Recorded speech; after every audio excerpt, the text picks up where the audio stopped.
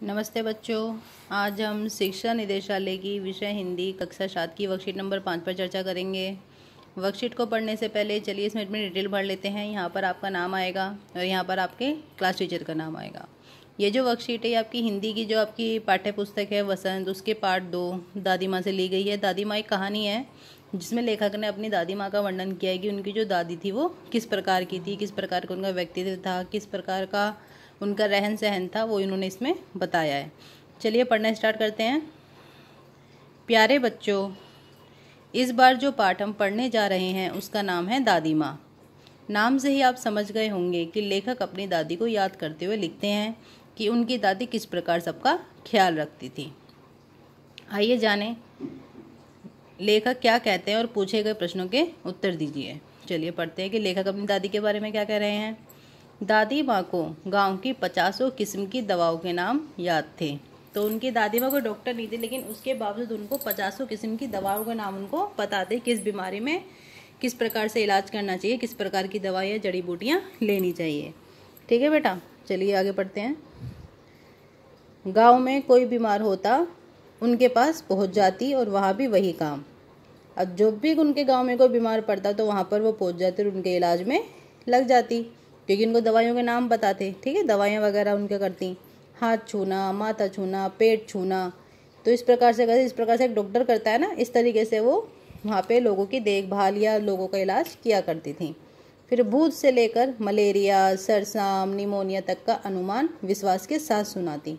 अब वो कोई डॉक्टर नहीं थे, लेकिन उसके बावजूद वो विश्वास के साथ बोल सकती थी कि इसको मलेरिया हुआ है, इसको तो निमोनिया हुआ है। सरसाम ये बच्चों एक बीमारी का नाम है। ठीक है, आगे बढ़ते हैं। महामारी के दिनों में रोज सवेरे उठकर स्नान के बाद लवंग यानी कि लौंग और गुड़ मिश्रित जलधार, गूगल और धूप। तो सुबह सुबह उठ के उनका काम था स्नान करना, ठीक है ना, जलधार, धूप बत्ती करना, ये सब उनको करना होता था। चाहे वो कितने बीमार हो, स्नान वो जरूर करती थी। महामारी के दिनों में, महामारी जैसे आजकल बीमारी फैली हुई ना कोरोना, ऐसे उस समय भी तरह तरह की बीमारियां फैलती थी। कभी काली खांसी फैल गई, खसरा फैल गया, इस तरह की भी पहले महामारियां फैली थी। ठीक है, आजकल कौन सी भी महामारी फैली हुई है जिसमें जो सबको लगने का डर रहता है, कोरोना। तो महामारी के दिनों में वो रोज सवारा उठ जाती थी, अपना गुड़ मिश्री खाती थी, गूगल और धूप वगैरह करती थी। ठीक है बेटा, आगे बढ़ते हैं। सफाई कोई उनसे सीख ले, यानी कि इतनी बुजुर्ग होने के बावजूद भी वो साफ सफाई में कोई भी कोताही नहीं बरतती थी, वो साफ सफाई से रहती थी। दवा में देर होती, मिश्री या शहद खत्म हो जाता, चादर या लिहाफ नहीं बदले जाते तो वो जैसे पागल हो जाती थी। तो ये कहते जरा भी देवा में कि देने में देर हो जाती, या घर में मिश्री खत्म हो गई, या शहद खत्म हो गया, या चादर नहीं बदली गई, या लिहाफ नहीं बदले गए, तो वो पागल हो जाती, यानी कि वो बहुत ज़्यादा बौखला जाती थी, गुस्से में आ जाती थी, यानी कि वो बहुत ज़्यादा सफाई पसंद औरत थी। ठीक है बेटा, चलिए आगे बढ़ते हैं। बुखार तो मुझे अब भी आता है। तो लेखक कह रहा है कि बुखार तो मुझे अब भी आता है, मैं बड़ा हो गया हूँ, जब मैं छोटा था तब भी आता था, लेकिन अगर उस टाइम में जरा भी देरी हो जाती दवाई में, या मेरी चादर ना बदली जाती, या कुछ होता, तो वो क्या हो जाती थी, पागल सी हो जाती थी, कि गुस्से में आ जाती थी कि भाई इसका काम क्यों नहीं करा। तो बुखार तो मुझे अब भी आता है, नौकर पानी दे जाता है, मेष महाराज अपने मन से पकाकर खिचड़ी या साबू दे देते हैं उनको। ठीक है, डॉक्टर साहब आकर नाड़ी देख जाते हैं, कुनेन मिक्सचर के तीखेपन के डर से बुखार भाग भी जाता है। तो कुनेन कड़वा होता है, ठीक है ना, ये कह रहे हैं कि बुखार भाग भी जाता है, पर ना जाने क्यों ऐसे बुखार को बुलाने का जी नहीं होता। लेकिन लेखक कह रहे हैं कि अब मेरा बुखार बुलाने का जी नहीं होता। पहले जब दादी थी तब बुखार होता था तो भी उसको अच्छा लगता था कि भाई दादी है उनकी, इतना अच्छा उसका ख्याल रख रही है। लेकिन अब क्या हो रहा, कोई सब उनका काम तो कर रहे हैं, लेकिन उनको ऐसा दादी की कमी अब बहुत ज़्यादा महसूस होती है। तो चलिए अब आगे बढ़ते हैं। और जो उनका जो मैस से महाराज है वो अपने मन से खिचड़ी बना देता है, साबूदाना बना देता है। ठीक है, चलिए पढ़ते हैं। गांव में कोई बीमार होता तो उसके पास पहुंचकर दादी माँ क्या करती थी, वही काम, हाथ छूना, माथा छूना, पेट छूना, भूख से लेकर के मलेरिया, सरसाम, निमोनिया तक का अनुमान वो विश्वास के साथ सुनाती थी।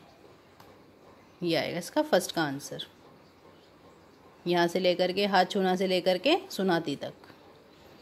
महामारी के दिनों में दादी माँ क्या करती थी? ये रहा महामारी के दिनों में भी, ये रहा, यहाँ पे आएगा रोज़ सवेरे से लेकर के, रोज़ सवेरे स्नान के बाद लवंग, गुड़ मिश्रित जलधार, गूगल और धूप, यहाँ तक। ठीक है बेटा, यहाँ तक आएगा। उसके बाद अगला प्रश्न देखते हैं। लेखक को बुखार आता है तो नौकर और महाराज उसके लिए क्या करते हैं?